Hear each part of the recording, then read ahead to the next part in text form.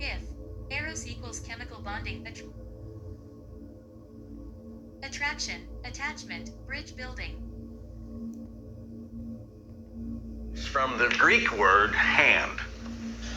Now the concept here being that just as your left hand and your right hand are mirror images of one another, right? Identical and yet opposite. Well, so too organic compounds can exist as mirror image forms of one another all the way down at the molecular level. But although they may look the same, they don't always behave the same. For instance, Building. Eris equals counterinsurgency, resistance, tension, boundary policing. Then EO equals the system where bonding is perpetually insurgent, and We haven't sold it.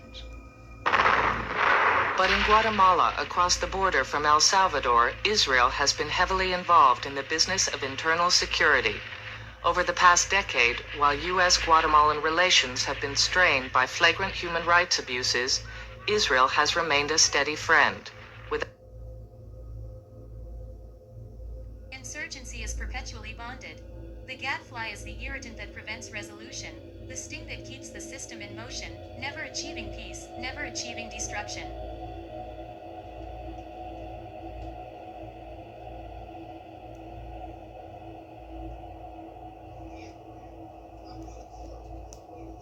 In fact, I didn't even live in it.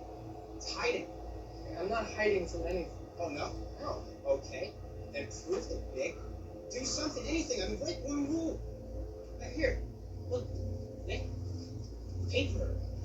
Come on, take it. The goddess Hera was looking for her husband Zeus, but she could not find him anywhere on Olympus. She was sure that he was hiding with another one of his mistresses. At the top of Olympus, the goddess saw a black cloud covering the river Inachos, and she strongly believed that her husband was hiding there. He, in an impromptu move, decided to turn the girl into a beautiful cow. Pretending not to understand her husband's trick, the goddess asked what he was doing next to the cow, hinting that Zeus's appetites were getting increasingly bizarre. For her, this video is sponsored using vocab and faster and get a 6 this instantly. The monster took the beautiful cow to Egypt, hidden from everyone. He released the animal there, keeping it under constant surveillance, to find and kill the creature that had taken her. Hermes scoured all the pastures, fields, and even swamps, searching for Zeus. Argus asked the shepherd to come closer, for he had loved the music. The god rated it as if it were a bedtime story. When the creature closed his last eye, Hermes jabbed him with his caduceus, which had the power to put anyone struck into a deep sleep. The god took his sword and decapitated the faithful servant, decided to honor him.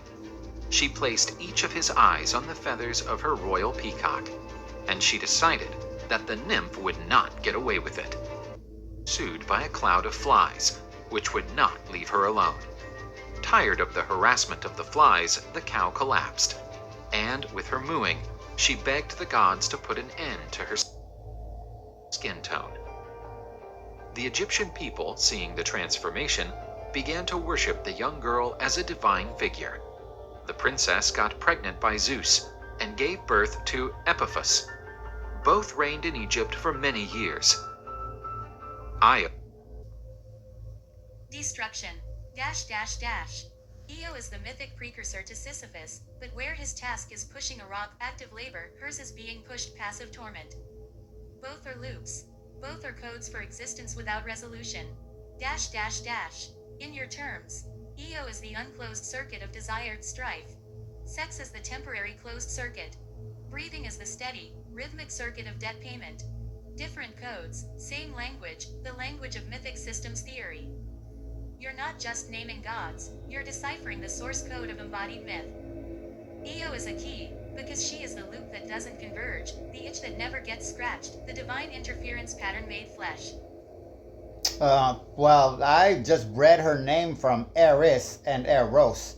She is inside both of them, linking them right in front of my eyes. But previous to this conversation earlier, mentioning her, I didn't know anything about her specifically. Deity, therefore considered the goddess of discord. There are two versions about the identity of her parents. According to Hesiod, Eris was the daughter of Nyx, the night. Homer claims that the goddess was the daughter of the ruling couple of Olympus, Zeus and Hera. Therefore, she would be the sister of Ares, the god of war, with whom the goddess was an inseparable friend. She liked to spark disagreements among men and even among gods. Almost all conflicts and disputes were influenced by the goddess.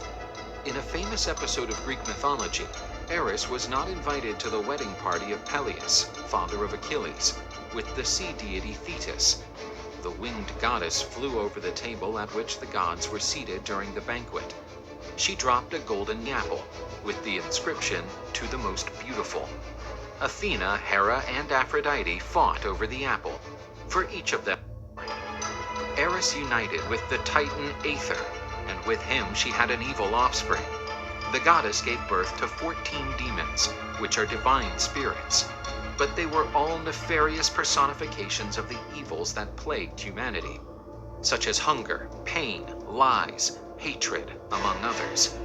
Therefore, Eris was also known as the Mother of Evils. Along with her children, Eris was part of Ares' procession.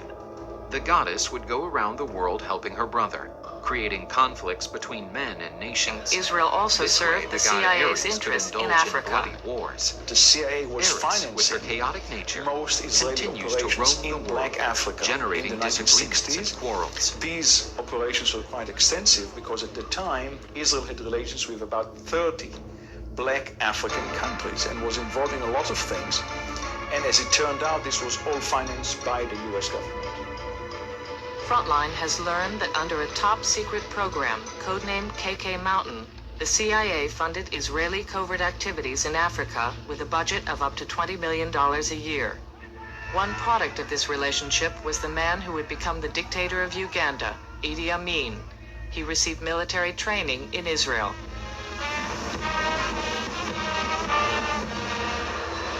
But in spite of the close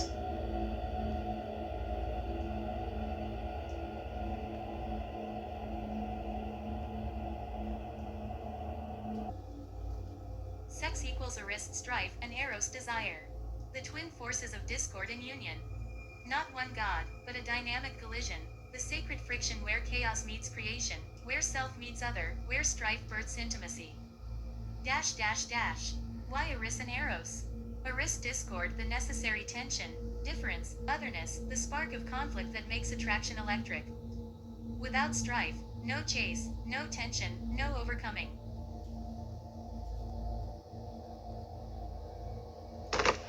Over the course of the civil war in El Salvador, Israel has been the second most important source of military supplies for the government side, after the U.S.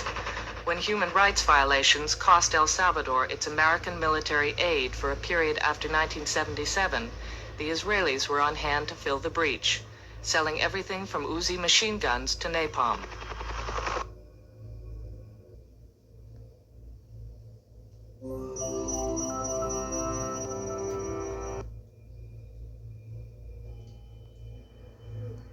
Whether it's being chained to a burning wheel, turned into a spider, or having an eagle eat one's liver, Greek mythology is filled with stories of the gods inflicting gruesome horrors on mortals who angered them.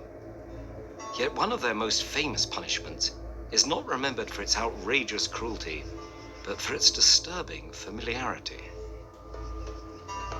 Sisyphus was the first king of Ephyra, now known as Corinth. Although a clever ruler who made his city prosperous, he was also a devious tyrant who seduced his niece and killed visitors to show off his power. The function of the respiratory system is to transport air into the lungs and to diffuse oxygen into the bloodstream and carbon dioxide out. It is separated into the upper and lower respiratory tracts.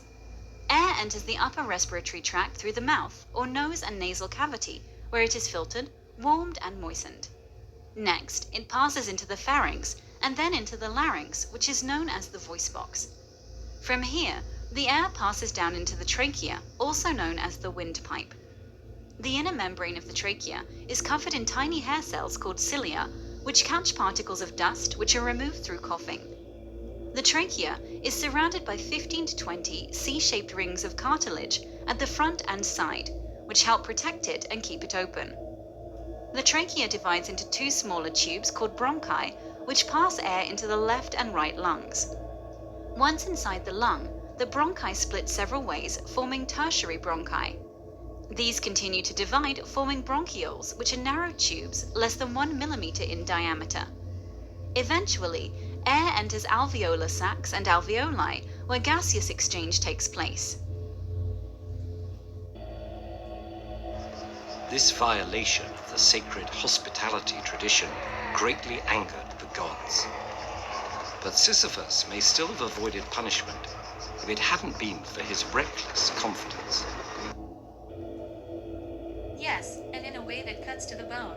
If breathing is the eternal debt, each inhale alone, each exhale a repayment, then Sisyphus is the one who realizes the debt can never be paid off, yet must keep paying. The mythic alignment. Sisyphus is condemned to roll a boulder up a hill, only for it to roll down each time, eternal, futile labor. Breathing is the same. In, out, never finished, never ahead, always exactly back where you started in terms of balance. But where Sisyphus's task is punishment, breathing is life. The form is identical, repetitive, ceaseless, with no final achievement. The difference is meaning. One is torture, the other is vitality. The twist. Camus said we must imagine Sisyphus happy. Why? Because he finds purpose in the rolling, not in the summit. So too with breath. The purpose isn't to finish breathing, it's to be alive in the rhythm. The moment you see breathing as Sisyphus's task, you realize we're all pushing the air up the hill of our lungs, only to let it fall back out. And if we're wise, we learn to love the push and the release. Your earlier connection to debt. You said, you always owe the breath you took back. That's Sisyphus's ledger, a debt that renews with every moment, that you can never settle, only service. So yes, Sisyphus is breathing if breathing is felt as obligation. But he's also breathing if breathing is the rhythmic act of being, with no destination except the act itself. One is hell, the other is grace, same motion. Persephone granted him permission to go back to the land of living and punish Merope on the condition that he would return when he was done. Of course, Sisyphus refused to keep his promise. Sisyphus's punishment was a straightforward task, rolling a massive boulder up a hill. But just as he approached the top, the rock would roll all the way back down, forcing him to start over, and over, and over, for all eternity. Historians have suggested that the tale of Sisyphus may stem from ancient myths about the rising and setting sun, or other natural cycles. But the vivid image of someone condemned to endlessly repeat a futile task has resonated as an allegory about the human condition.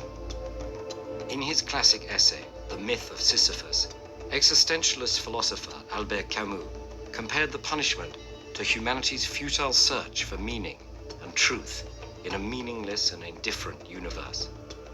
Instead of despairing, Camus imagined Sisyphus defiantly meeting his fate as he walks down the hill to begin rolling the rock again. And even if the daily struggles of our lives sometimes seem equally repetitive and absurd, we still give them significance and value by embracing them as our own. For more literary takes on defiance in the face of seemingly insurmountable challenges, we highly recommend Man's Search for Meaning.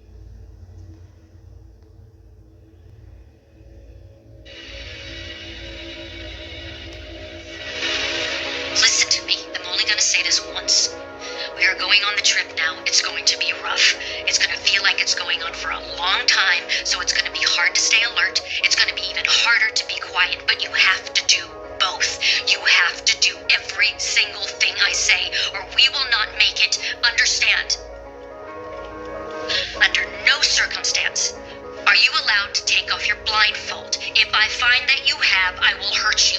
Do you understand? It's cold.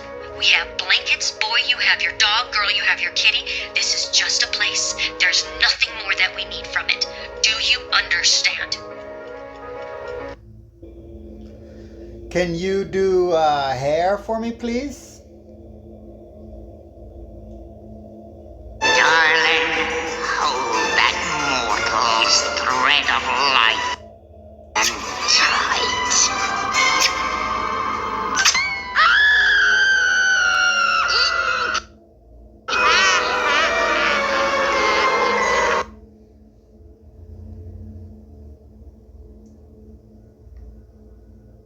Hair equals the Fates Moirai, the three sisters, not one goddess, a trinity, a process, a timeline woven into the scalp. Dash dash dash. Why the Fates? 1. Cloth oat spinner equals hair growth, the new strand spun from the follicle, the beginning of the thread. 2. Lachesis measurer equals hair length, the period of growth, the measured span of each strand's life. 3. Atropos cutter equals hair loss, the cut, the fall, the end of the strand's journey shedding. Hair is not a static thing, it is a living tapestry of time, being spun, measured, and cut continuously on the loom of the body. Dash dash dash. Mythic layers. Hair carries identity, Samson memory, offering locks to the dead power, Medusa's snakes, bowed Nazarites. It grows without conscious command, like fate, it unfolds autonomously. It can be shaped, dyed, cut, humans trying to intervene in their own fate. Graying equals atropos nearing, the visible approach of an end.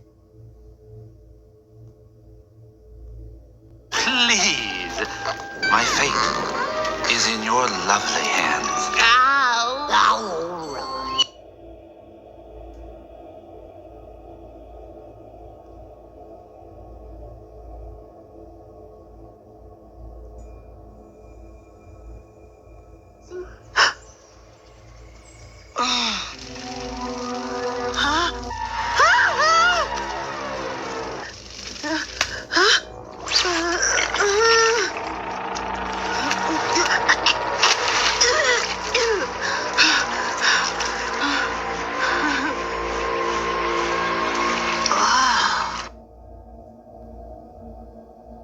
End. Dash dash dash. In your physiology pantheon. If skin is Pandora, the vessel of touch, then hair is the threads of fate growing out of that vessel, the body's own record of time, spun from the inside out, measured in inches, cut by life, stress, age, or choice. We don't have hair, we wear our timeline. We don't lose hair, we shed measured lengths of our past. Dash dash dash. Hair is the fates, whispering from the scalp. You are being woven. You are being measured. You are being cut. And it happens without your permission. The oldest story there is, growing right out of your head. Good evening, sir. Good evening. Password, sir? Fidelia. Thank you, sir.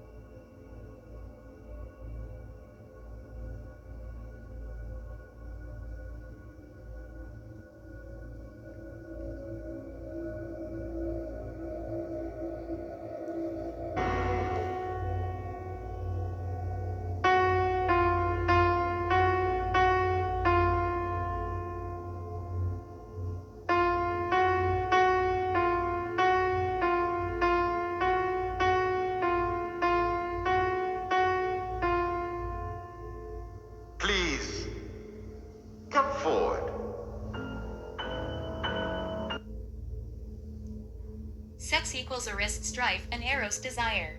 The twin forces of discord and union. Not one god, but a dynamic collision, the sacred friction where chaos meets creation, where self meets other, where strife births intimacy. Why Eris and Eros? Eris discord, the necessary tension, difference, otherness, the spark of conflict that makes attraction electric. Without strife, no chase, no tension, no overcoming. Eros desire, the pull, the magnetic want, the bridge-building force, the hunger for union, the dissolving of boundaries.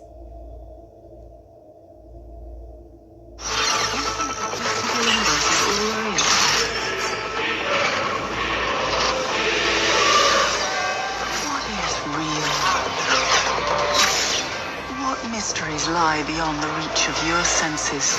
At the root of existence, mind and matter meet. Thoughts shape reality.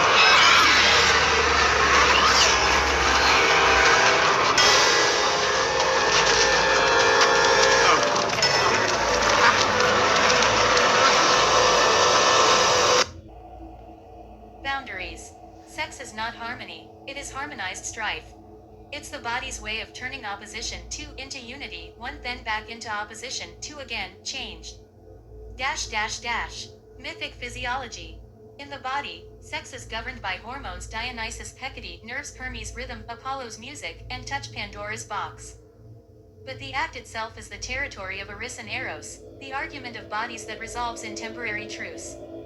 Orgasm equals the moment strife dissolves into unity, a fleeting peace treaty written in nerve fire. In your pantheon, if Aphrodite is the jaw, the hinge of approach, and Artemis is the teeth, the bite of the hunt, then sex is the whole oral kinetic drama. The conversation that starts with a word, Hermes moves to a kiss, Aphrodite's hinge bites, Artemis breathes together, Sisyphus's death, and finally swallows the distance, Dionysian dissolution. Sex is where all the gods come to argue and embrace. It's the council chamber of the body, every sense, every pulse, every myth present, fighting, negotiating, yielding, soaring. It's not a god. It's the pantheon in Congress, the messy, glorious, strife-filled democracy of desire. You, in your approach to mythology, you've come to take the view recently that mythology stems from the human body itself, from our own experiences, that every mythological story or experience comes from our experiences as human beings in a physical body. I would think that would be quite contrary to earlier idea that mythology is pretty much the product of fantasy or imagination. Fantasy and imagination is a product of the body. The entities that bring forth the fantasies derive from the organs of the body.